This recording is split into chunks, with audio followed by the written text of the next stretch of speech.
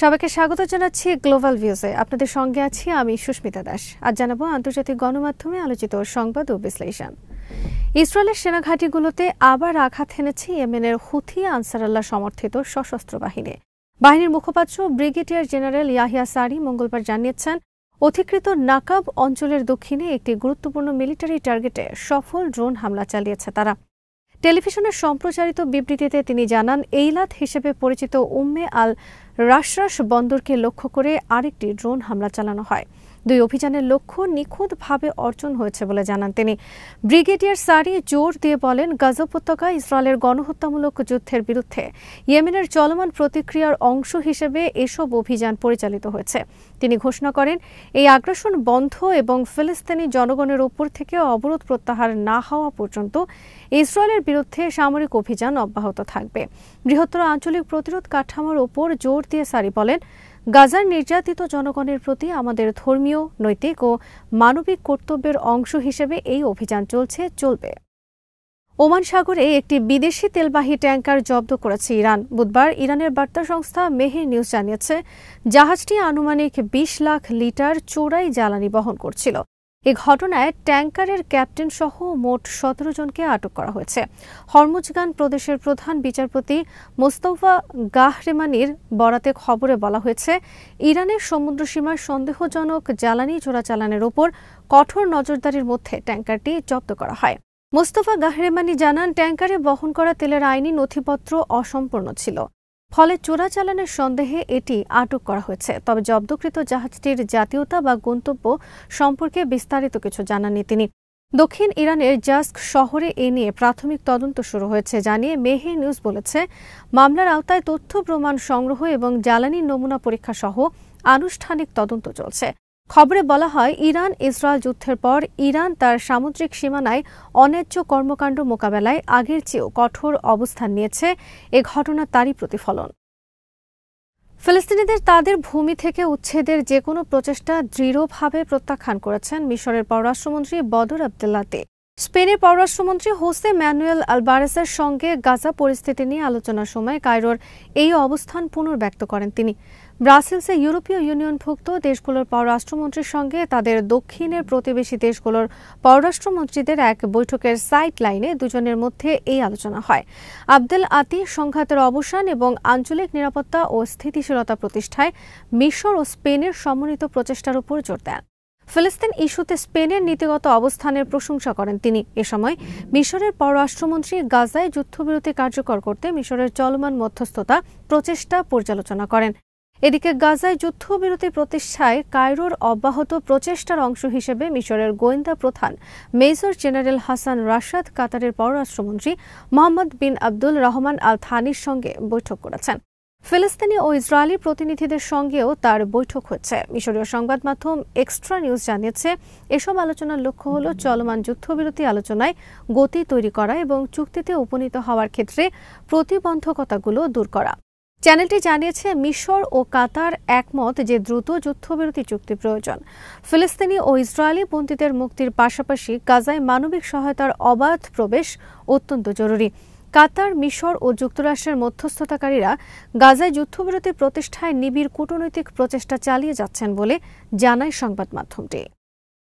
গাজা ইসরায়েলের হামলাকে গণহত্যা আখ্যা দিয়ে এর বিরুদ্ধে কঠোর পদক্ষেপ নেওয়ার আহ্বান জানিয়েছেন জাতিসংঘের বিশেষ প্রতিনিধি ফ্রান্সেস্কা আলবানিস।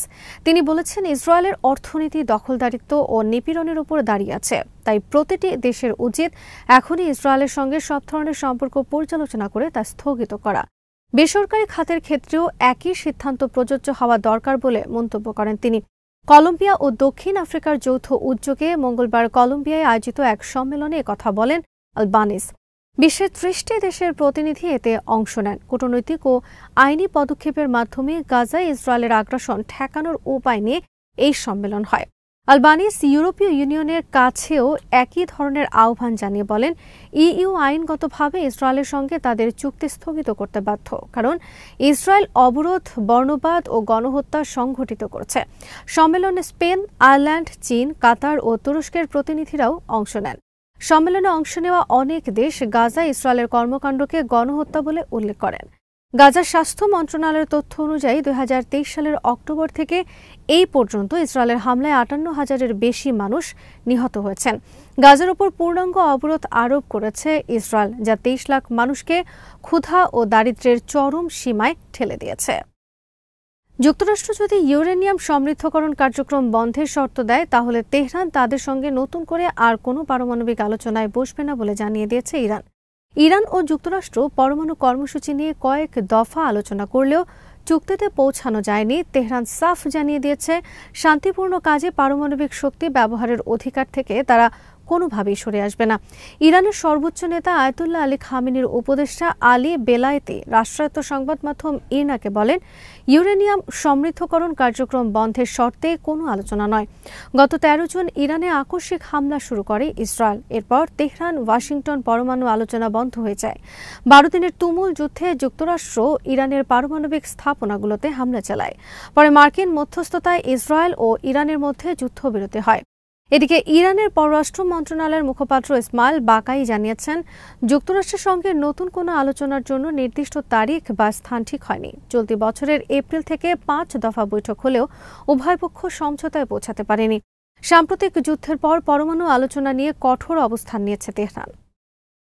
ইরানের বিরুদ্ধে ইসরায়েলের আগ্রাসী কর্মকাণ্ডের বিরুদ্ধে দৃঢ় ও অটল অবস্থানের জন্য পাকিস্তানের প্রশংসা করেছেন ইরানের পররাষ্ট্রমন্ত্রী আব্বাস আরাকচি। পাকিস্তানের সঙ্গে অর্থনৈতিক ও বাণিজ্যিক ক্ষেত্রে সহযোগিতার সম্প্রসারণের জন্য ইরানের প্রস্তুতির কথাও জানিয়েছেন তিনি।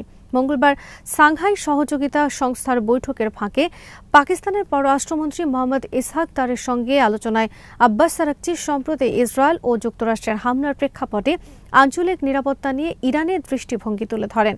আরাকচি বলেন, জাতিসংঘ সনদ ও আন্তর্জাতিক আইন লঙ্ঘন করে পরিচালিত এই হামলা পশ্চিম এশিয়ার নিরাপত্তা ও স্থিতিশীলতার জন্য নজিরবিহীন হুমকি সৃষ্টি করেছে। তিনি উল্লেখ করেন, এই কর্মকাণ্ডের প্রতিক্রিয়ায় ইসরায়েলি সম্প্রসারণবাদ ও যুদ্ধবাজির বিরুদ্ধে আঞ্চলিক দেশগুলোর অভিন্ন দৃঢ় অবস্থানের মাধ্যমে স্পষ্ট হয়েছে।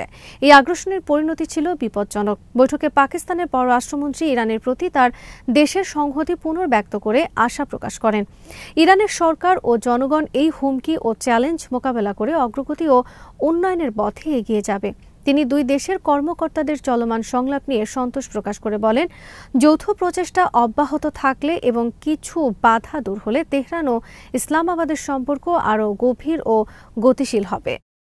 মার্কিন প্রেসিডেন্ট ডোনাল্ড ট্রাম্পের নাটকীয় হুমকি উড়িয়ে দিয়েছে রাশিয়া। হুমকি প্রত্যাখ্যান করে রাশিয়ার নিরাপত্তা পরিষদের উপপ্রধান ও দেশটির সাবেক প্রেসিডেন্ট দিমিত্রি মেদভেদেভ মঙ্গলবার বলেছেন, ট্রাম্পের হুমকি ও আলটিমেটামের পরোয়া করে না রাশিয়া। সিএনএনের এক প্রতিবেদনে বলা হয়েছে, রাশিয়ার প্রেসিডেন্ট ভ্লাদিমির পুতিনকে একটি প্রস্তাব দিয়েছেন ট্রাম্প। প্রস্তাবে তিনি বলেছেন, 50 দিনের মধ্যে ইউক্রেনে গ্রীষ্মকালীন নৃশংস হামলা বন্ধ করতে হবে। কোনো পরিণতি ভোগ করার আগেই এই যুদ্ধ বন্ধ করার হুমকি দেন ট্রাম্প। তিনি বলেন, আগামী সেপ্টেম্বরের আগে যদি রাশিয়া হামলা বন্ধ না করে, তাহলে তাদের পণ্যের ওপর 100% শুল্ক আরোপ করা হবে।